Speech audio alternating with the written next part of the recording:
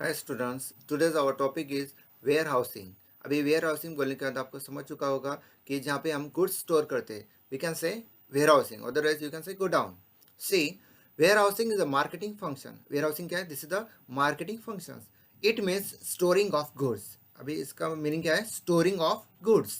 Warehousing can be defined as group of activities connected with the storing and preserving of stored goods from the time of production till the time of consumption। अब यहाँ पे क्या बोला है कि जो भी गुड्स है, स्टोर गुड्स है, ठीक है, from the time of production till the time of consumption, production से लेकर कंजम्पशन तक जहाँ पे स्टोर रहते हैं गुड्स, ओके, और प्रिजर्व रहते हैं, that's called warehousing. And here simple definition is given. See, an establishment for the storage or accumulation of goods। ठीक है, जहाँ पे क्या बोला है यहाँ पे? An establishment for the storage और एक्यूमुलेशन ऑफ गुड्स, जहाँ पे गुड्स प्रिजर्व होते हैं, स्टोर कर सकते हैं, ठीक है, that's called warehousing. Now see here functions of warehouses or warehousing। Functions of warehouses, otherwise you can say warehousing, otherwise you can say go down also। Number one, storage. ये तो अभी meaning में आपको समझ चुका होगा। First function ये होने वाला है storage. See, the basic function of warehouses is to storage large stock of goods. क्या बोला यहाँ पे? The basic function of warehouses is to storage large stock of goods, जहाँ पे बहुत सारा हम माल स्टोर कर सकते हैं।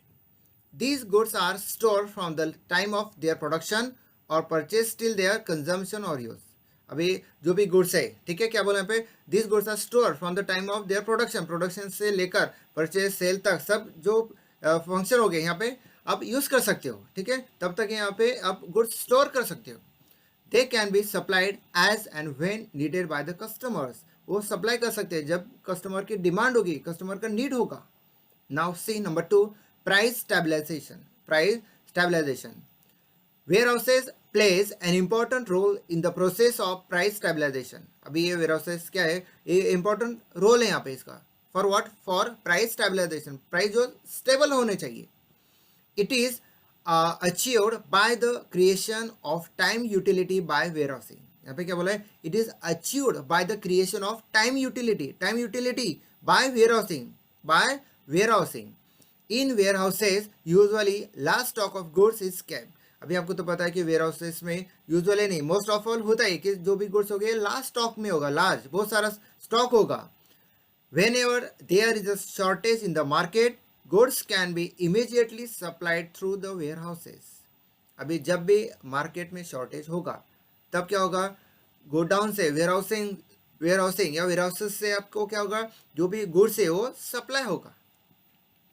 which helps in price stabilization to avoid rise in price due to demand and supply difference।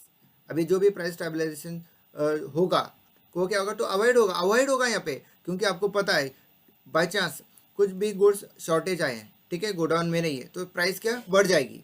लेकिन शॉर्टेज आया, ठीक है, और आपके जो भी गुड्स है, ठीक है, वो गोडाउन में पड़ी है, गोडाउन से आपने लाने के बाद प्राइस क्या होगा? स्टेबल होगा।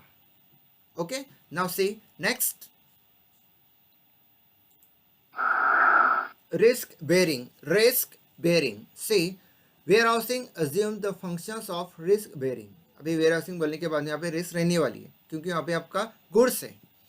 A warehouse keeper has to take reasonable care to protect the goods from the risk of loss or damage due to heat, cold, moisture, dryness, insects, fire, theft। अभी risk बहुत सारी हो सकती है, यहाँ पे एग्जांपल भी दिए बहुत सारे।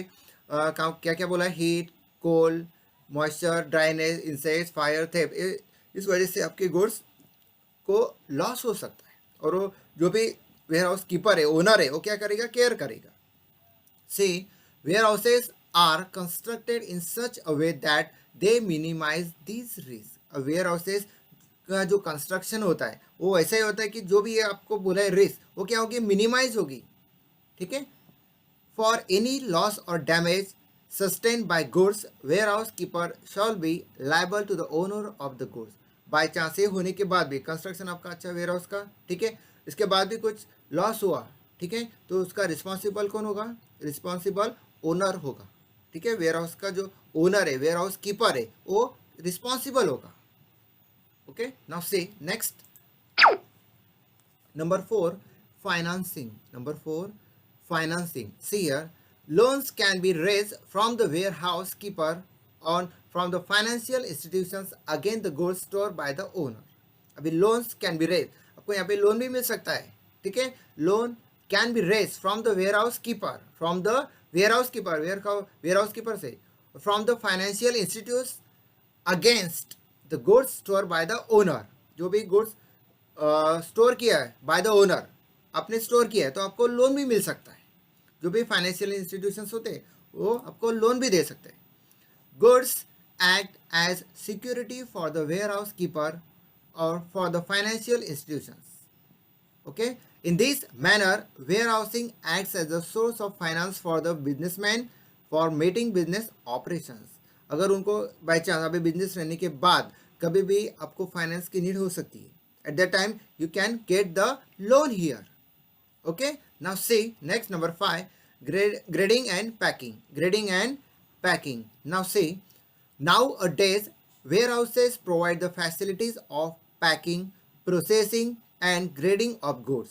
अभी warehousing पहले जैसा रहेगा क्या? नहीं. कंस्ट्रक्शन अच्छा है, बहुत सारी फैसिलिटी है, उसके साथ ये फैसिलिटी भी है. कौन सी दी है?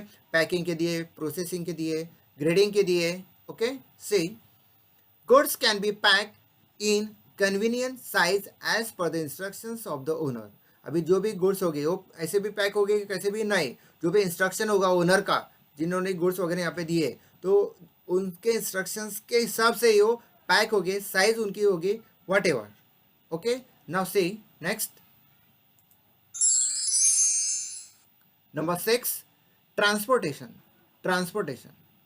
Warehouses can provide transportation facility to bulk depositors. अभी क्या बोला यहाँ पे? Warehouses can provide transportation facility. अभी ये भी फैसिलिटी आपको दी है, ठीक है. कौन सी? Transportation. Okay, see it collects goods from the place of production and also send goods to the place of delivery on the request of the owner. अभी ओनर की रिक्वेस्ट होगी तो आपका जहाँ से प्रोडक्शन होगा वहाँ से आप गुड्स वहाँ पे बेच सकते हो वेयर हाउस में, और उसके बाद अगर आपको डिलीवरी करनी है तो आप वेयर हाउस से delivery on the spot on the time आप वहाँ से कर सकते हो. Okay, number 7, time and place utility. Warehouses create time utility by preserving the goods till it's demanded. क्या बोलने पे? Warehouses create time utility, okay, by preserving the goods till it is demanded. अगर जब तक demand नहीं है तब तक आप गुड्स वहाँ पे प्रिजर्व कर सकते हैं. इसलिए क्या बोल रहा है यहाँ पे? Warehouses create time utility.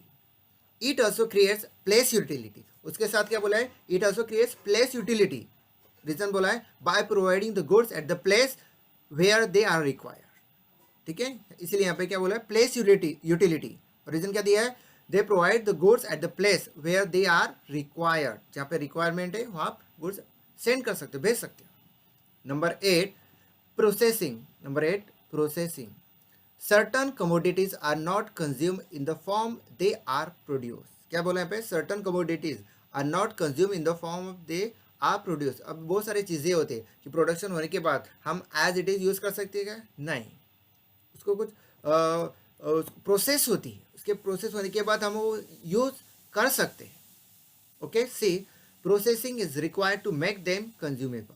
क्या बोला है? Processing is required to make them consumable. Processing कुछ चीज़ों में रिक्वायरमेंट होती है, उसके बाद ही हम यूज़ कर सकते हैं. एग्जांपल दिया है, पैडी इज पॉलिश. जो हम राइस वगैरह खाते हैं उसे क्या किया है? पॉलिश किया जाता है. Then fruits are wrapped. Fruits हम जो कच्चे, सपोज बनाना कच्चा खा सकते हैं क्या? हम नहीं. ओके, आफ्टर कुछ प्रोसेस हम खा सकते हैं. रैपेंड मीन्स हम बोल सकते हैं कि फ्रूट्स पकने के बाद हम खा सकते हैं. मैंगो बोल सकते हैं हम. Okay, Sometimes warehouses undertake such activities on behalf of the owners. बहुत बार क्या होता है कि ओनर्स के तरफ से वेयर हाउसेस क्या करते हैं? ये सब प्रोसेस कर देता है for their benefit. Okay, thank you.